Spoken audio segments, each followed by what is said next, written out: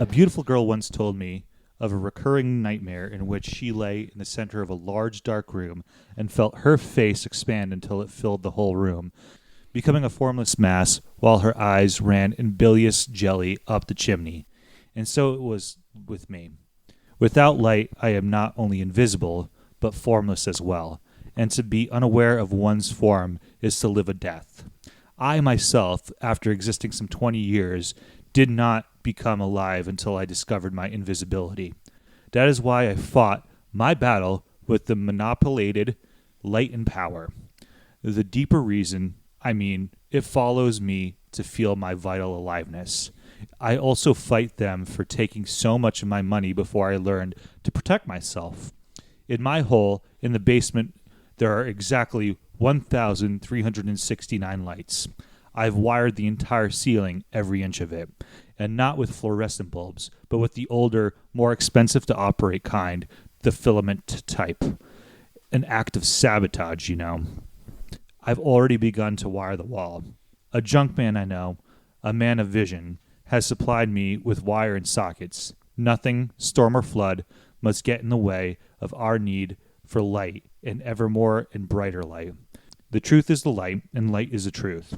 When I finish all 4 walls, then I'll start on the floor. Just how that will go, I don't know. Yet, when you have lived invisible as long as I have, you develop a certain ingenuity. I'll solve the problem. That is taken from pages 6 and 7 of the novel Invisible Man by today's protagonist, Ralph Ellison. Hello and welcome back to the library. And before we get lost amongst the stacks, I want to introduce my guest today. He's back, baby. Mr. Vernacular Spectacular himself, Davis Peck. How's it going, man? Oh, it's good to be here. It is very good to be here. And putting this on record, I have no clue where my cat is. I'm like thinking about this, but he'll be back. You know, he's not an outdoor type. Little Steven is. Yeah. Well, he's an indoor boy for sure. Yes. Well, it's a great day today to be an Argentinian rugby fan, isn't it? Oh, that it is. It's an awful day to be a USA Eagles rugby fan, though. Just terrible.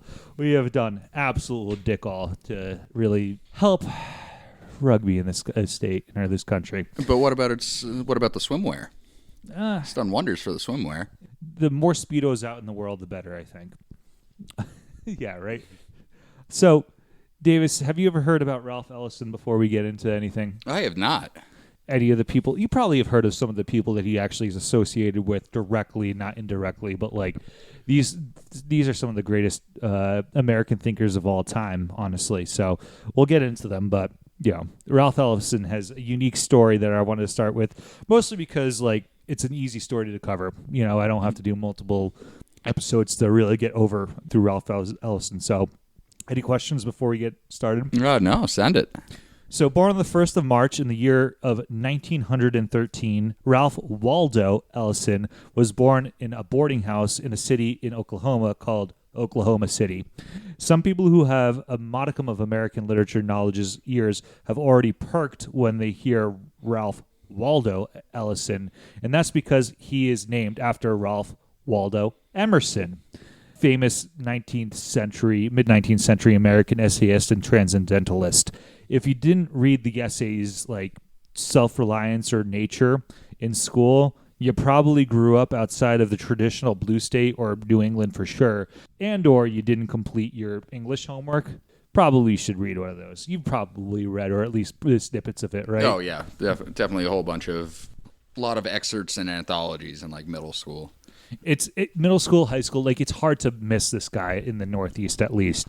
But this isn't a podcast, right, about Ralph Waldo Emerson. This is a podcast about Ralph Waldo Ellison, who was the son of Lewis Alfred Ellison and Ida Millsap Ellison, which you don't get Millsap as a name anymore. The couple have moved from Georgia and South Carolina to Oklahoma City, as many other black Americans at the time would have post-emancipation. Oklahoma was in fact a popular destination for migrants, black migrants specifically, but also old migrants, because Oklahoma had basically just become a state in 1907 after the U.S. reneged on all of its promises and treaties to the Native Americans, changing the name officially to Oklahoma from either the Indian Territory or Oklahoma Territory, depending on who you ask, in the process. Ralph Ellison's parents were, in fact, slaves in the Deep South, and I'm talking about Deep South. We're talking about South Carolina and Georgia. Wait, so his parents were emancipated themselves, or were they the first generation of emancipated? They were the first generation of emancipated, I believe. It's his grandparents that were slaves. So we're talking, somebody with the type of direct ancestral trauma that slavery had. Absolutely.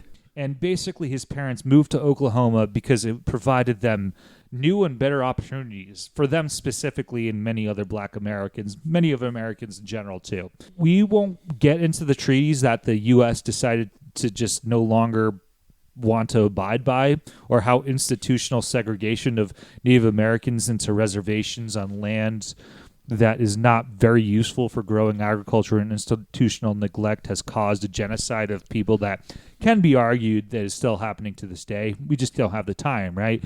There were a couple of landmark cases that were decided back in 2020 all of a sudden, where the Supreme Court decided the Congress failed to disestablish the former reservation lands, and by disestablish I mean failed to tell them they're reincorporate. You're still part of America. This is a confusing part of the United States that people probably don't understand, but Native American lands are sovereign lands in a way. Each Native American tribe that has been recognized by the federal government is itself a sovereign territory.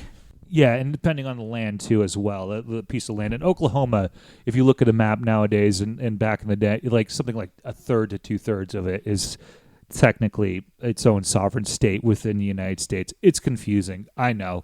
It's kind of hard to wrap your mind around. But, the Supreme Court decided that the Congress failed to do this. Congress is the only institution that can do it, which gave a lot more rights and autonomy to prosecute their own members, to Native Americans, right? As well as receiving official recognition as reservations for 5 major tribes in the area after, forced migration. And the cases included things like murder. These cases are interesting in so many ways. I was reading about them, and we just don't have the time to it. I don't think the person who necessarily, the core tenant of the case is a nice person either, because he killed a person. It's just overall an interesting fact of American life to see how this administration would probably react or respond to these decisions 5 years after the fact, because it occurred during the first. Yeah, it is hard to find heroes in case law. Absolutely. But I digress, right? Life in OKC for the Ellisons wasn't equitable by any stretch of the imagination. Jim Crow laws effectively made them second-class citizens like all other black people at the time. But I want to emphasize that this was still an improvement from living from South Carolina. Not by much, but an improvement nonetheless. Ida Ellison worked as a domestic servant, while Lewis Ellison, the father, delivered ice for a living. This was back before the advent of modern refrigeration that we just take for granted. Life was hard for the Ellisons besides, the whole racism and segregation thing.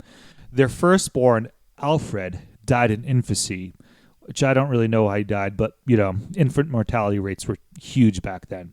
So Ralph was the second-born son and second-born child of 3 they would ultimately have. Ralph's younger brother, Herbert Maurice, or sometimes, depending on the sort, he was Herbert Millsap, was born in 1916. Shortly after his birth, though, his younger brother, Ralph's father had a work-related accident. I'm going to quote Ann Holmes writing for the Library of Congress's blog about the events that occurred right here, but Davis, this is just a wild story. Do you want to guess what happens? I'm imagining a Mario Kart banana peel type accident. I mean, you're actually not far off at all. Quote, just weeks after the birth of Herbert, tragedy struck the family. Ellison was sitting atop of his father's ice wagon when Lewis was injured in an accidental fall down the steps to a cellar. He died soon after an infection due to the internal injuries. Oh, that's not a nice way to go. No, it must have been really painful. That sucks. Ralph was only 3 years old at the time. He witnessed his father fall and die. And since his mother literally just gave birth a few weeks before the father of her child's untimely death, she sent her oldest living son to live with his grandfather, Alfred Ellison, out in, I think it's Abbeville, South Carolina, while she grieved and found out a way to survive, right? Ralph would later say that his grandfather had a large impression on his youth, but that was later during his last public address before he died, many, many years later. What was his grandfather doing? Just sharecropping? I actually don't know. There's not a lot that I could find about his grandparent. There's not a lot that you can find other than like certain biographies out there about his family. Like Ralph would move back to Oklahoma City not long afterwards and would begin attending the segregated Frederick Douglass School when he was 6. He seems to have been an okay student throughout most of his life in general. A couple of years after he began school, several pivotal events happened in his life. This is the year of 1921, and it was exceptional for Ralph, and exceptional in the sense that a lot occurred and not everything was good. At the age of 8, Ellison began writing music and playing music. From the sources that I found, the first instrument could have been the cornet, but some also say that he started playing the trumpet pretty much right away. The trumpet was the instrument for the rest of his life that he would be known for in some ways. You know what I mean? If he was living in 2021, I think personally he would have joined a pretty dope ska band in his teenage years. Maybe it would have been something like Streetlight Manifesto. Maybe it would have been the Mighty Mighty Bosstones. Hell, you know what? It could have been the Arrogant Sons of Bitches and just gotten really, really angry. One would like to imagine he would have just played backup for Rancid. Yeah, maybe. I see your Streetlight, but honestly, just based off the excerpt from the opener, I could also see some Moonhooch. Oh, you can see some Moonhooch, huh? Those are two saxophonists. I think he also learned a little bit of sax at one point, too. I would like to believe, and this is just completely 100% my idea about a ska band with him. Remember Whole Wheat Bread? Yeah, I remember Whole Wheat Bread. Before they made the Crunk album that they lost everything? Yep. Yeah. I think him and some of the people that he was associated with later could have done a Whole Wheat Bread in 1921. That's a callback. Look. This guy Scott. This guy skanked for sure. All right, but that being said, all the disappointments of him not joining a ska band aside, Ralph Ellison was just a musician since a kid. He started singing and quote-unquote writing songs since he was very little before he had an instrument. And, like, you know, the type of quote-unquote writing songs that, like, musical kids have. They just sing and like they love to have a song in their head at every single moment of the day, which is very inspiring to me. Something that also occurred later that year in 1921 was not as dope, and we're going to start getting into some of the gross things in American history. Primarily, we're going to talk right now about the Tulsa Race Massacre. Davis, I'm sure you know a bit about this. Great stuff. Yeah, awesome, great stuff. Red letter day. Wonderful shit that we did as a country. Now, I'm just going to quote the first paragraph on Wikipedia page about this massacre because, like, they put the facts pretty succinctly. Like, let's not rip Wikipedia apart on this one. Quote: the Tulsa Race Massacre was a 2-day-long white supremacist terrorist massacre that took place in Greenwood District in Tulsa, Oklahoma, between May 31st and June 1st of 1921, when mobs of white residents, some of whom had been appointed as deputies and armed by city government officials, attacked black residents and destroyed homes and businesses. The event is considered one of the worst incidences of racial violence in American history. The attacks burned and destroyed more than 35 square blocks of neighborhood at the time, one of the wealthiest black communities in the United States, colloquially known as Black Wall Street. The total number of killed in this race massacre is unknown. A commission in 2001 maybe says upwards of 300 people in total and 800 plus people injured at the time. But the death toll will never be known. Yeah, we just got Stevie Cat back in because, of course, he escaped. He's just an escape artist. Thanks, Davis. Going back into something way more serious, Ida Ellison saw this event, and I think justifiably she thought that Oklahoma is probably not the safest place in the moment. So she took the two young boys to go live in a northern city for a while. Now, Davis, I'm going to ask you, and I'm going to ask you to guess which city this is. But before that, Ralph and co. stopped at Tulsa, where he witnessed the devastation of the massacre. My guess is this was like his mother's way of teaching her kids that a macabre lesson out of this could be actually had, which do I believe that I didn't do something similar to this after 9/11? I did. Yep. It had definitely happened. Oh, I think everybody, that's a part of any childhood, is an attempt to show children the way the world, the cruelty that the world can actually like put upon you. Yeah, especially if you are, for lack of a better term, a second-class citizen in the States. For right? sure. I can't blame her for it. I really can't. All right, whatever. It's morbid, but Davis, time to guess the northern city that the Ellisons ended up in. Chicago? Here's a hint. Pretty close. It's in the Great Lakes. What, like Green Bay? No, you weren't far from Chicago. Toledo? Like No, you were like, think about next to Chicago. Or somewhere in like Indiana? Yeah, Gary, Indiana. Oh God. Where Ida's brother was working in a steel mill. Now, I don't like to make fun of where people live. I think that's actually a little shitty. I try not to. Making fun of people's names, sure. Mostly because by the time they're adults, you can mostly change your name, right?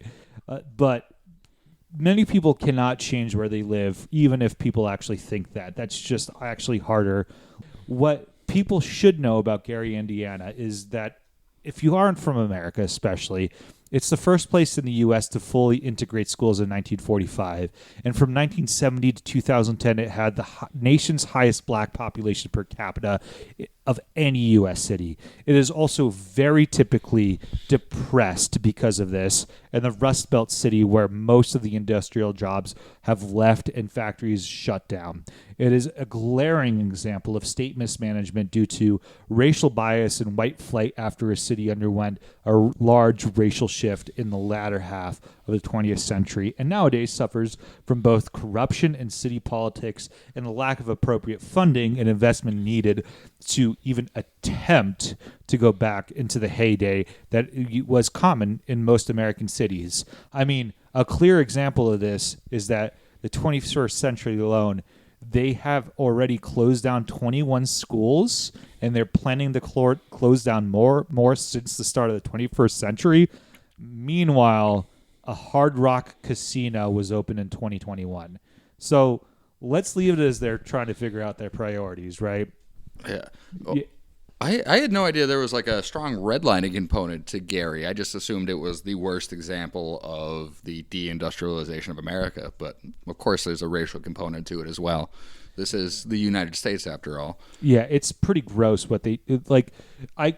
We're going to talk a lot about every single city and every single place that Ralph Ellison lived had a strong racial component of how it could have been a better city if the right investment and the right type of care was taken. Simply put, it's just across the board. But I digress for now, because even in 1921, when there were plenty of jobs in Gary, Ida couldn't really find a steady one for herself.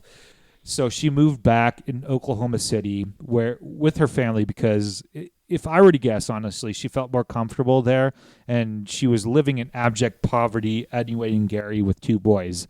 Honestly, this was probably for the best, as she met and married somebody named James Ammons.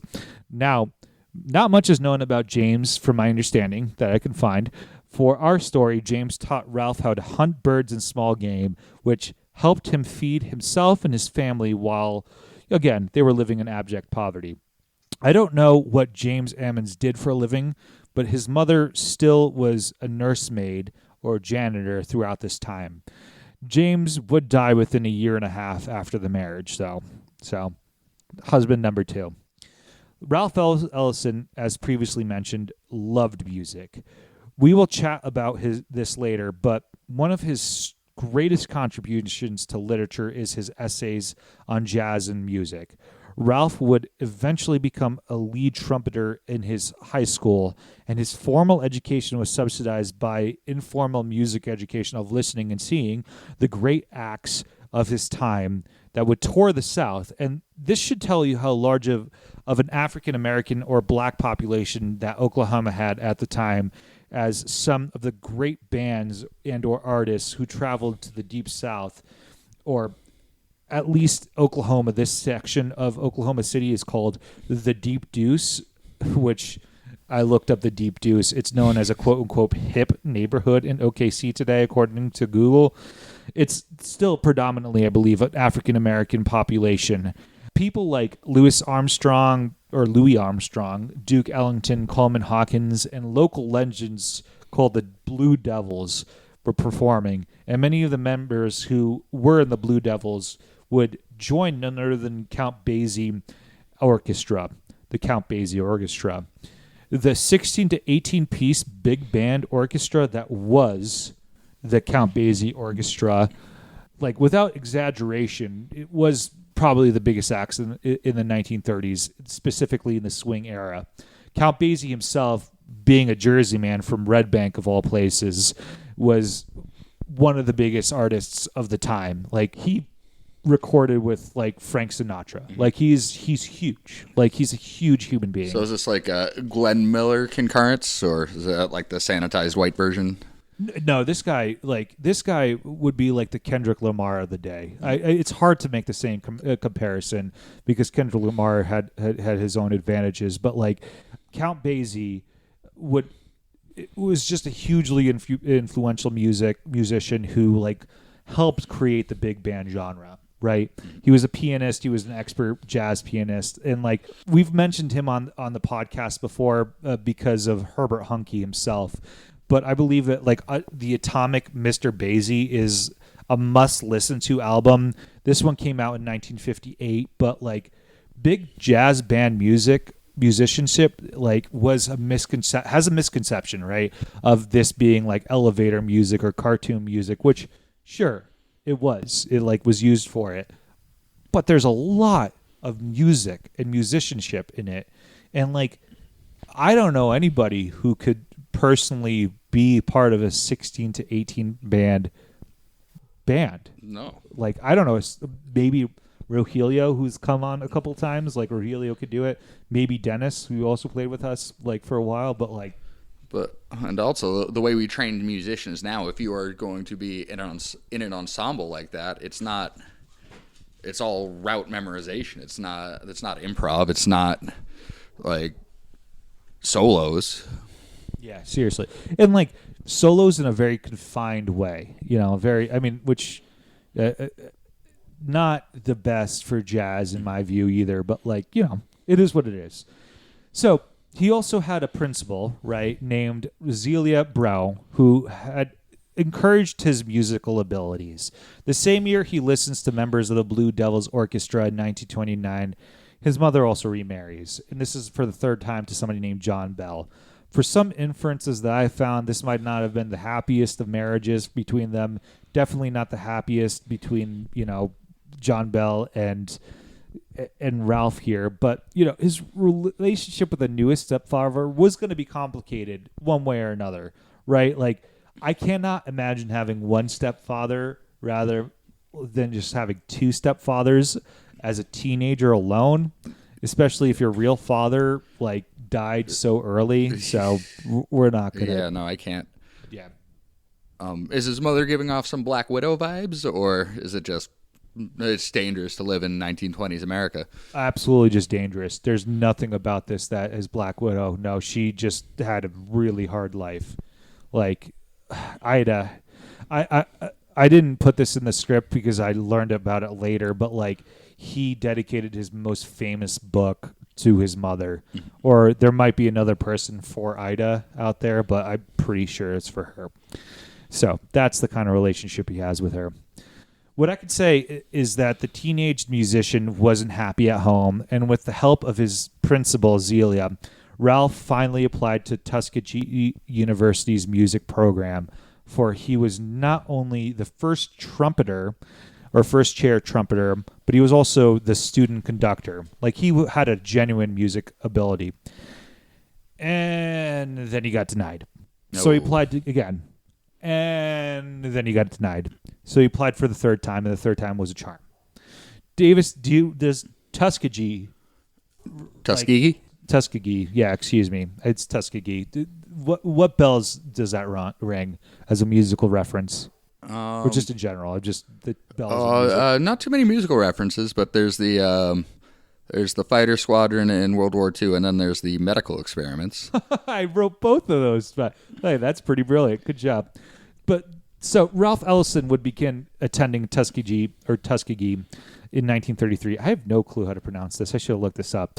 I think it's Tuskegee, but it's probably Tuskegee because it's a Native American name. Now, before moving on with our narrative, I wanted to add a snippet about John Bell because, like, I just wanted to make sure that people know the second stepfather, at least what he did was send Ralph the trumpet that he would be attending musical school with. So there's at least that relationship with it. Who the hell knows if it's good or not? It's just there that exists. Ralph Ellison was 19, to my understanding, when he began attending the university. And I think we need to talk about Tuskegee. Jeez, I should have looked this up. Not only for the university, but for the town itself.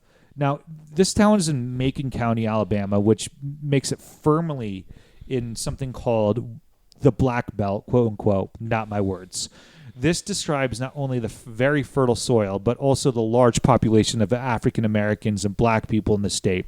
And I want to keep making the reference to not African Americans only, but black people because, well, when I was in high school, somebody that I knew who was Haitian American kept saying that she was an African American, she's Haitian American.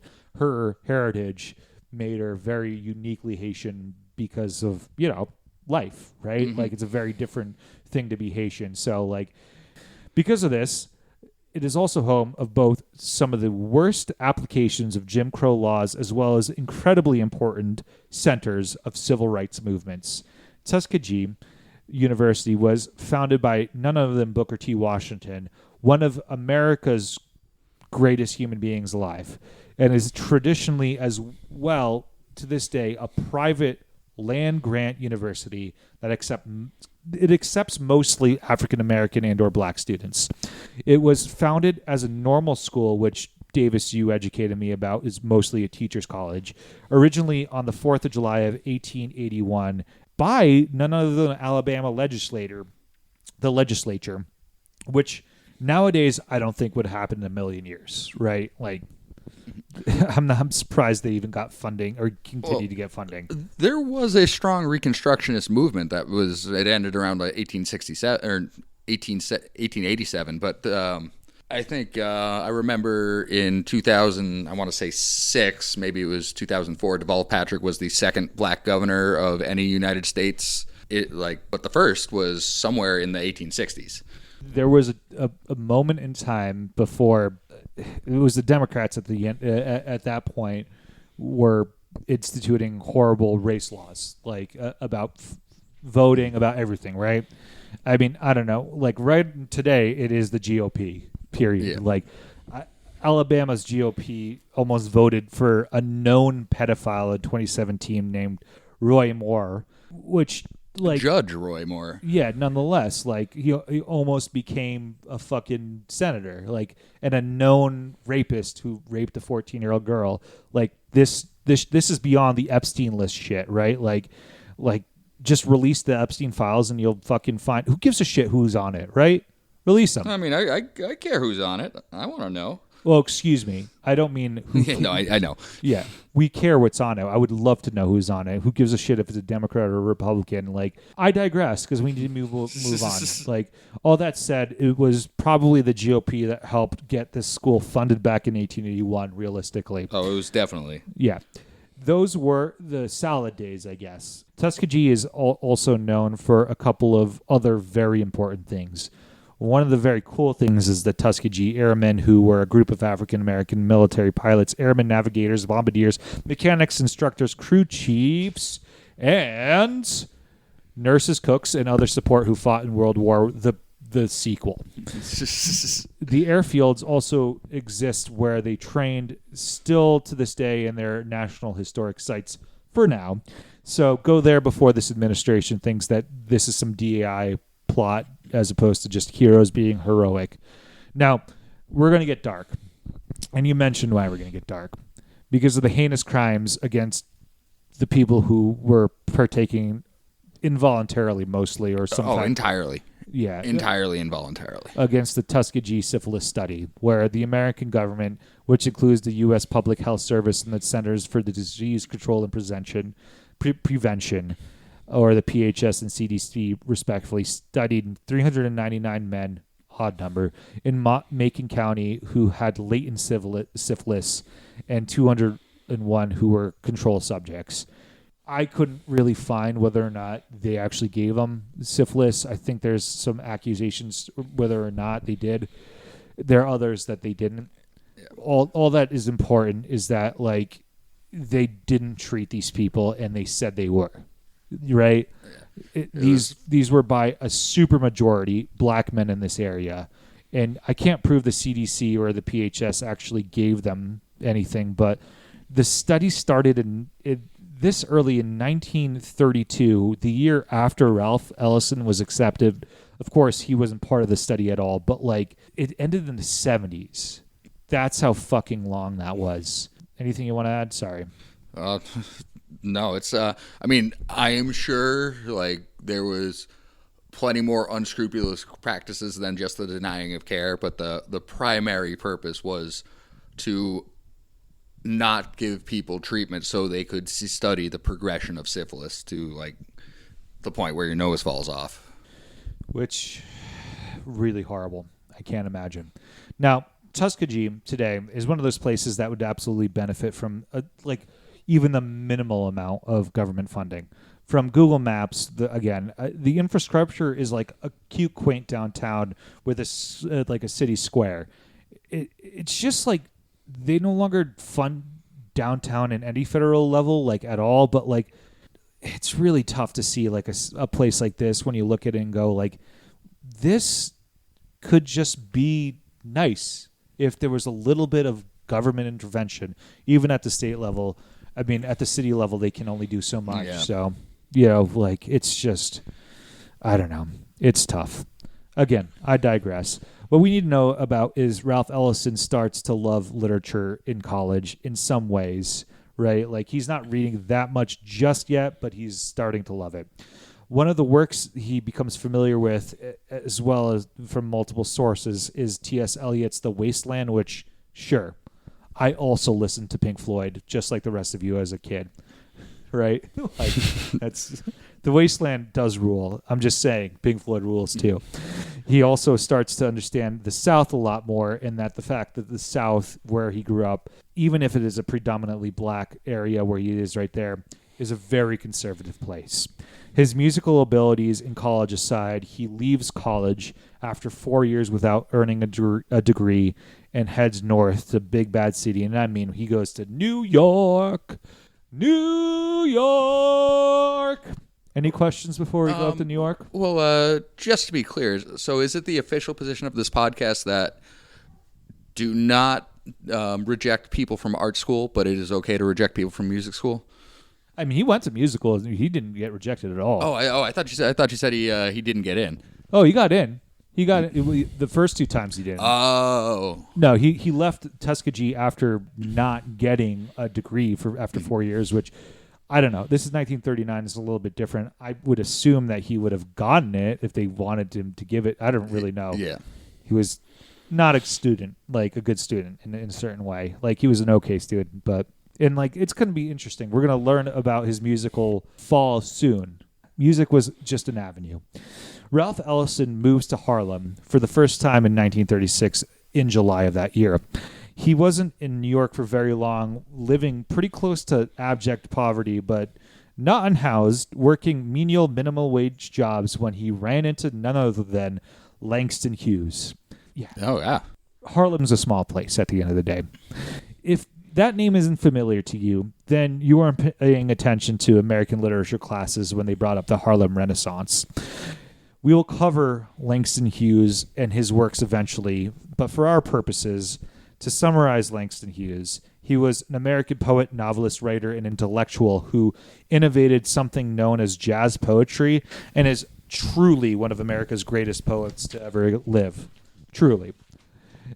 It was through Langston Hughes that this young Ralph Ellison would eventually start fancying himself a writer and then would eventually meet somebody else that would get his first gig as a writer. However, we need to go back to his mother, Ida, now Ida Bell.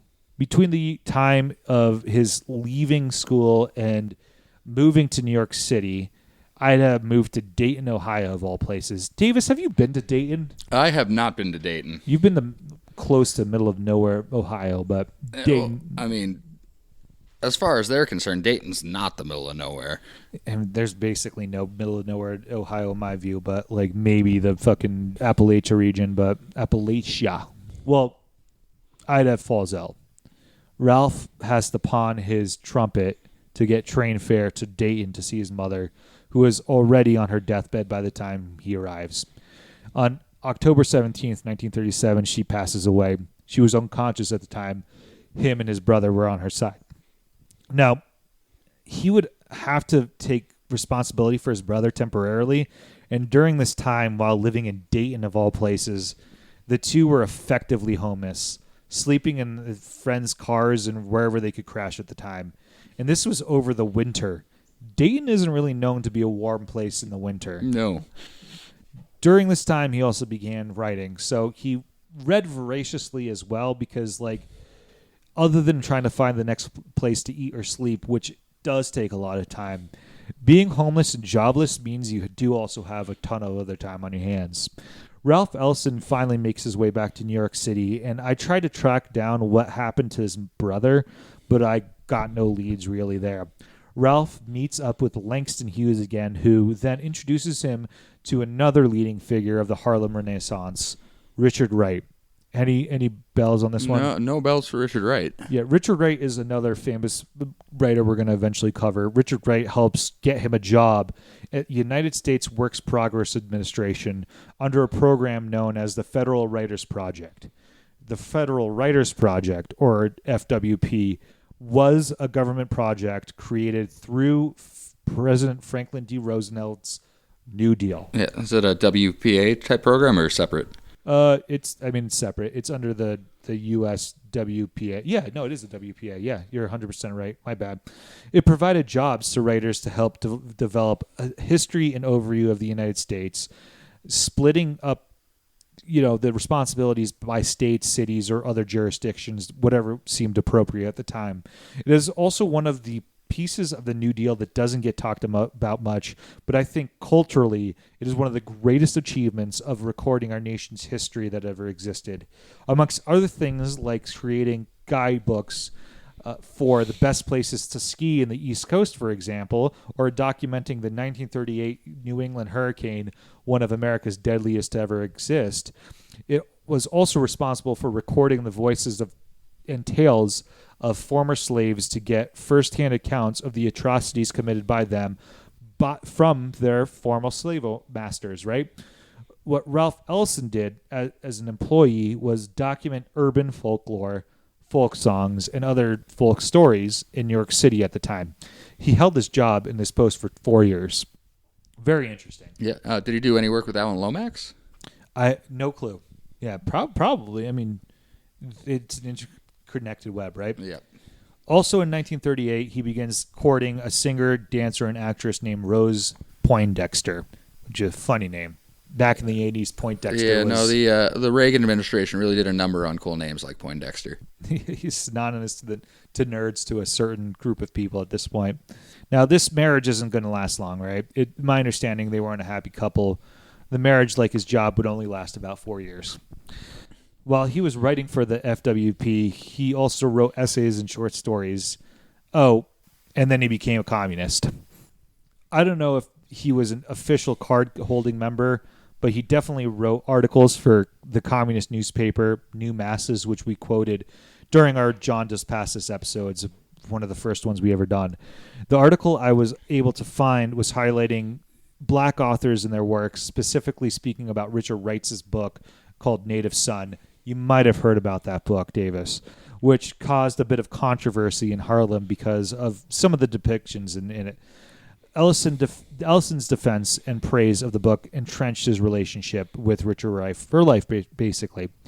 Now, Ralph Ellison would continue to write throughout the late 30s and the early 40s, even becoming the managing director of a black quarterly, and then he covers the Harlem race riots in 1943 for the New York Post, which, I don't know if you're going to believe this or not, Davis, but the Harlem race riots started after a white police officer named James Collins shot and wounded Robert Bandy, who was an African-American soldier at the time in 1943. Yeah, surely it was just one bad apple, though. Yeah, definitely. Yeah, because, like, some shit doesn't change. And, like, I had to distinguish the race riots of Harlem from 1943 from the ones of the race riots in Harlem in 1935, from the race riots of Harlem in 1964, because it seems like there's a cyclical pattern of racial repression that boils after an inciting incident of racial prejudice, often by a white police officer, that eventually erupts into civil unrest in this country. That sounds specious. In 1943, after his marriage fails, Ralph enlists in the Merchant Marines. So, Davis, can you believe this? There is a non-zero chance that he met Lost in the Library alum Herbert Huncke. Oh, that'd be an interesting interaction for sure. Yeah. Herbert Huncke the junkie, and then and Ralph Ellison, who's not one whatsoever. He serves as a cook and was docked mostly in Wales and London in his first tour.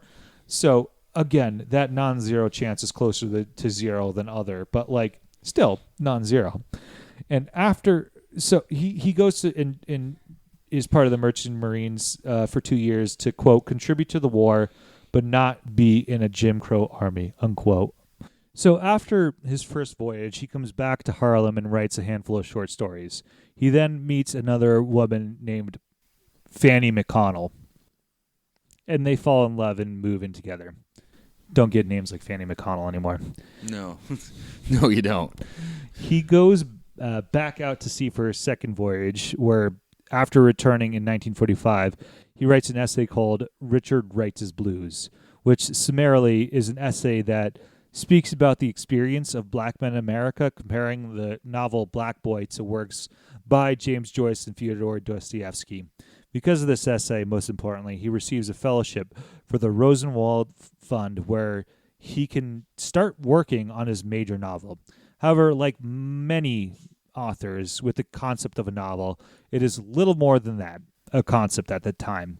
What is cool and relatable for us, at least in this room, is while he was at sick leave from the Merchant Marines, he went to Vermont and he was in a barn in Waitsfield specifically, back when the Mad River Valley had barns that were actually used for agricultural purposes and not just some storage for second home owning millionaires from Massachusetts that purchased the land and is actively destroying a community by outpricing them because they like to ski once a month. But I digress. Because while he was there, he wrote the first sentence for the novel that he'll be known for, and one that we will discuss shortly. The sentence was, quote, "I am an invisible man." This was in 1945. He wouldn't begin working on the novel in earnest for at least another year or so, 1946 to 1947. Any comments? No. Checks out, for lack of a better word. It's wild that it starts in Waitsfield of all places, too. I'm sure they have a plaque or something, too, commemorating it in their fucking millionaire home at this point. Yeah, have you been to Mad River Valley recently, Davis? No, not recently. There's a reason why our good friend only builds second homes for billionaires. Really, like, it's ridiculous. Again, I digress. He did marry Fanny because he was in love with the Fanny. And after being released of duty after the war ended, he spent much of his time writing his novel, being supported by his wife for the most part. He would also write essays and began to take up photography in earnest. By in earnest, I mean it was mostly a hobby, but it was in earnest. One of the essays he wrote in 1948 that wasn't published until 1964, so like keep those essays, guys, if you're a writer. Just remember they might be published. Was called Harlem is Nowhere. And the opening paragraph tells you not only the argument of the essay, but also the theme of a lot of his major works as well. And this is it. Quote, "To live in Harlem is to dwell in the very bowels of the city.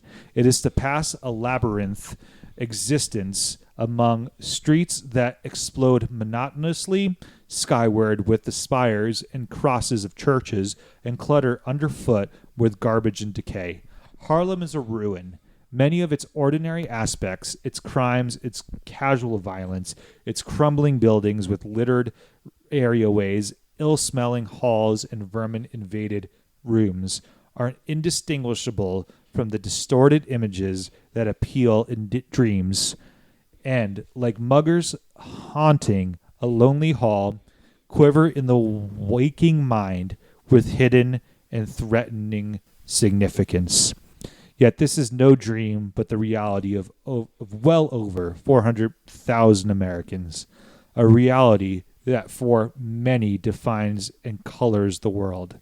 Overcrowded and exploited politically and economically, Harlem is the scene and symbol of the black man's perpetual alienation in the land of his birth." Unquote. It is this last line where I have to disclose he did not use the word black man, but an antiquated term that means the same thing, and that last sentence is basically the theme of Invisible Man that he writes, right? Black man's perpetual alienation in the land of his birth, right? Any questions? No, but I did just do a little bit of a deep dive, and apparently Vermont just put up a road sign like 3 years ago at the homestead where he wrote Invisible Man. Well, just the first sentence, which is even funnier. Yeah, it's a Vermont thing to do. We wrote it. It's like, no, he wrote it in New York City for the most part, but it's still cool. So after 6 years of writing his book, Invisible Man is finally published in 1952. It had to be trimmed down 200 pages to about 600 pages. Still, it's 581 exactly in most editions. It was published by Random House and was instantly one of the most critically acclaimed books of the 20th century. It still holds on its own, and I read it a few years ago now, but whenever you see a top 100 books of all time, it almost always ends up on that list in general. Definitely in North America or in America in general, but of all English language books. It deals with much of the social issues that African Americans had to deal with in the 20th century, including dealing with the relationship between blackness and socialist thoughts, and a lot of the buildings Roman elements that follows it is also correlated with the the author's own biography. The opening paragraph in this episode that I mentioned is from Invisible Man himself, right? It's a little off cuff, but it's a very approachable book in my view. It's not a book that you're going to read for its dense literature. It's got a wonderful story. It's got a lot of wonderful themes. It's got a lot of wonderful it's just a great book, but the language itself is very approachable in that way. Any questions about the book so far? Because it's pretty long and there's a lot going on to it. So summarizing it, which we will do in a second, is actually kind of difficult. Well, just the fact that you mentioned they cut about 200 pages out of it. Do they ever release director's cut novels, for lack of a better word? Yeah, absolutely. They do.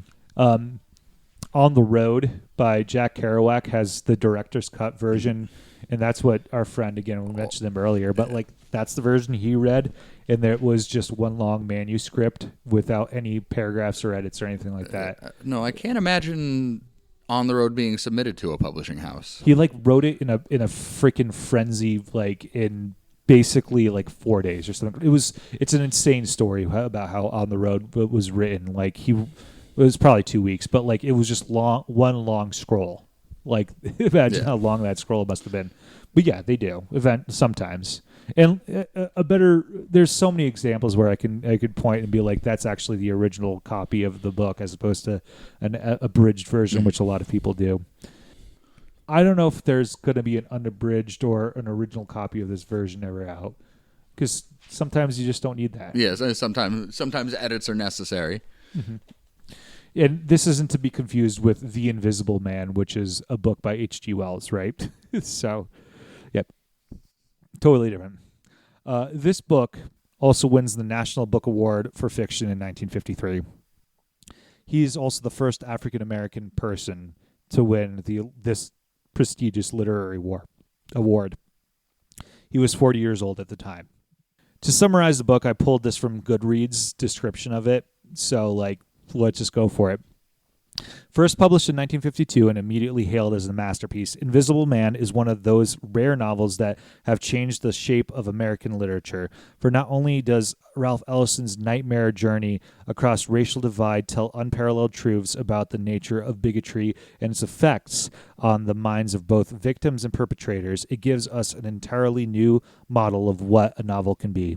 As he journeys from the deep South to the streets and basements of Harlem, from a horrifying battle royale where black men are reduced to fighting animals, to a communist rally where they are elevated to the status of trophies, Ralph Ellison's nameless protagonist ushers readers into a parallel universe that throws our own into harsh and even hilarious relief. Suspenseful and sardonic, narrated in a voice that takes in the symphonic range of the American language, black and white, Invisible Man is one of the most audacious and dazzling novels of our time. Unquote. And it's of our century, but yeah. So, huge praise. The publication of this novel was also granted Ralph Ellison instant success as an intellectual. In 1955, Ralph and his wife moved to Rome as a fellow of the American Academy of Arts and begins working on a second novel pretty much right away. 3 years after that, he becomes an instructor of the American and Russian literature at Bard College in the Hudson Valley region of New York State. Russian lit shouldn't be that much of a shock because Dostoevsky was one of his favorite authors. Also, Bard is only one of the many universities he ends up teaching at. I think others include, and this is just a bridge list, Rutgers University, New Jersey, where he gets an honorary doctorate from, Yale, University of Chicago, just to name a few. One side project he also does is he's approached by Herman Kahn. Do you know Herman Kahn? No. Okay. He worked as a consultant at the Hudson Institute to broaden the scope of the institute and beyond defense-related research. You know the Hudson Institute? Okay, that's a conservative institute that basically was funded by the Rand Corporation to to try to fund against communist sympathizers. So there was definitely a point where he's no longer a communist, right? Yeah. Probably pretty early on, before probably World War II. I couldn't find where he stopped it, but yeah, his communist sympathies. But if you work for anything that's by the Rand Institute, yeah, you're not. You definitely sold out Paul Robeson if you did that. He and Fanny attended not only that, but he in 1963 the White House dinner that honored the centennial of the Emancipation Proclamation. So he, at this point, has straight up become one of America's most known authors. Yeah. That same year, he announces that a second novel will be published shortly. Any questions? That sounds foreboding, though. Before that, in 1964, he publishes a collection of essays, reviews, and interviews about literature, folklore, jazz, and the blues. The book is called Shadow and Act, which comes from Intruders of the Dust or something from that by William Faulkner. And this has to be some of his most impressive and revered work as well outside of Invisible Man, his essays on music later in his career. This next quote is going to be from an essay called Living with Music. But like, I don't know, like I always thought essays on music is kind of weird, but he does an excellent job. I just recommend them because I read a handful of them. But any questions yet? No. What do you think he was, literature or music, his greater love? Would you say? I think music was his greater love. He doesn't really he stops being a musician after he sells his trumpet. Yeah. I mean, he might have had a chance, but no, he stopped. I don't know. I mean, clearly not. I mean, stopped making music. But if he's like, if a lot of his notable essays are on and about music, like that's. Yeah, and like also he wrote a few songs. I found them online. You know, they're 30s jaunts. You know, they're the kind of stuff that you would expect from the 30s. I don't know. Music was definitely something he loved all his life. Now, this is just the introduction sentence for Living with Music. Quote, "In those days, it was either live with music or die with noise, and we chose rather desperately to live." Unquote. Brilliant sentence, I think. That just like hooks you right away. Davis, remember that second novel, right? We've been talking about that, hinting at it. Well, in 1967, in his second home. So this is another note about how well off that first novel got him. Like, he has now enough money for a second home. Oh, that explains the Hudson Institute. Yep. Now, can you guess where it is? Rhinebeck? Not far. Plainfield, Massachusetts. Oh, I'll be damned. Yeah, that home burnt down. Along with some like 300 pages of the novel that went up in flame. Oh, that's a kick in the balls. Now, I think this moment really indicates him slowing down his creative process because he never really regains his ability to write the same way. He would be working to rewrite the novel for the rest of his life and would never see it published. He wrote something like 2,000 pages in total of the novel, but he was a huge perfectionist, and that novel is not a 2,000-page novel at this point. For the remaining 25 years of his life, because we're going to have to fast forward now, he no longer really becomes a writer. He quips from time to time, saying, if I want to be known as an author, I should probably write more. He and Fanny would live in an apartment on 730 Riverside Drive in Harlem. He would continue to teach off and on, even being appointed the Albert Schweitzer Professor of Humanities at New York University in 1970. That apparently is a big thing. I have no clue. Yeah, it's a named chair. Yeah, NYU probably people who go there will probably understand why that's big. But before then, probably his greatest achievements in his life occurred in 1969, which is a nice number with 19 in front of it. This was the year where he was awarded the Presidential Medal of Freedom by none other than President Lyndon B. Johnson himself. Oh, wow. Stuff. And then he was, this I'm going to butcher, was awarded the Chevalier de l'Ordre des Arts et des Lettres by the French Minister of Culture, André Malraux, as well, who is a huge fan of his book, huge fan. So, I mean, one book getting him this much accreditation for the most part. Write one book and all of a sudden you're a knight in France. I mean, it's a brilliant book, but yeah. The rest of his life, he struggles with writing anything else. He lives a pretty comfortable life, though. Oh, clearly. Right? Yeah, he's not struggling past after writing this book that much. I mean, he had a hard life beforehand. But no, this is when we have to kill our main protagonist off, though. Any questions before we do that, or any comments? Oh, I mean, this is just a fairly new experience for me on this podcast, because normally success is the downfall of most of the protagonists. It really just started his life over again, and it's interesting to me that he chose to go back to Harlem in some ways. Not for nothing, again, you live in America and you understand that Harlem isn't necessarily the nicest place. We've touched upon it before. The lack of investment from the city is a huge one, lack of investment from the state, and then federally. New York City is one of the most, to this day, segregated cities intentionally in some ways, right? The redlining is unbelievable and continues to be so. But he felt home there. Yeah, well, I mean, his primary goal was to be seen, and where are you more likely to be seen for a man like him than in Harlem? And I wanted to touch about this a little bit, and I didn't write it down, but like, there's this concept of this, like, the Northeast, for lack of a better term, can be very racist.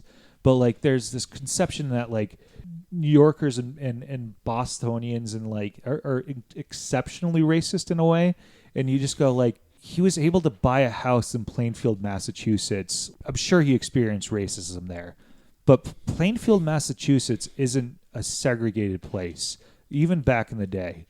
Well, I mean, I'm sure there was black neighborhoods in some ways, but like, I don't know, like in some places, but like in places, like there wasn't a population density, so it was easier to do de facto segregation than like straight up. This is the black community. This is the black neighborhood. This is the white neighborhood. It's just like, oh no, you just can't come in. Like, there's a whole lot of de facto stuff there. I guess what I'm trying to say in some of this point, at least back in the day, like, if he didn't move up to Harlem, we wouldn't be talking about Ralph Waldo Ellison today. You know 100%. And again, we talked about race riots that happened. Like, we had to distinguish the years too. So we're not saying that it didn't exist, but like, this wasn't Jim Crow, Tulsa, fucking Oklahoma shit. No, it certainly wasn't Tulsa, but I don't know. I don't mean to justify or have levels of racism. It's ridiculous, but like. Yeah. One thing that the director of the MECO program at my school said when we were covering Jim Crow and like the civil rights era in history class was, in many ways, I felt safer down south because I knew who to avoid because everything was worn out on the sleeve. Whereas up here, you don't know. Everyone holds their tongue until next thing you know, you're in an incredibly dangerous situation. I get it in some ways, but like, I've also been down south and like, there's a feigned existence of Southern politeness that I feel like is the absolute opposite. And like, the people who live in Boston, I've never experienced somebody out of the Boston area that holds anything within themselves. They are very vocal people. Yeah, they will tell you to the face if they don't like you. So I feel like there's a misconception here that like is. It's to each unique experience, but the amount of times I've been called a dumb, dirty Pollock is fucking unbelievable, Davis. In the Northeast, are you kidding me? Yeah, I could believe that. By new people, like people I've just met. I could believe that. Yeah. To quote, to end this person's life, so even more pleasant. I'm going to edit the shit out of that. He passed away on April 16th, 1994. So within our lifetime. Wow, that's quite a haul. Yeah, he was 80 years old. Ralph Waldo Ellison succumbs to pancreatic cancer. He is currently interred at a crypt at Trinity Church Cemetery and Mausoleum in Manhattan. 3 years after his death, his second novel is finally published. Titled Juneteenth, it describes a lot of the same themes with Invisible Man in a lot of his works. Here's a description I found of the Library of Congress's website. Quote, Ellison places at the heart of his narrative about modern race relationships the sin-filled story of the lynching of the protagonist preacher's brother, Robert Hickman. He makes it happen in a manner of so common it has become a trope. The reader learns that Reverend Hickman's brother, Bob, was murdered and maimed by horrific means based on a fabricated accusation at the hands of individuals who were never brought to justice. The Hickman brothers' mother subsequently dies of grief, representing not just herself, but the grief of so many mothers and family members before and after her, made to mourn for the same reason, unquote.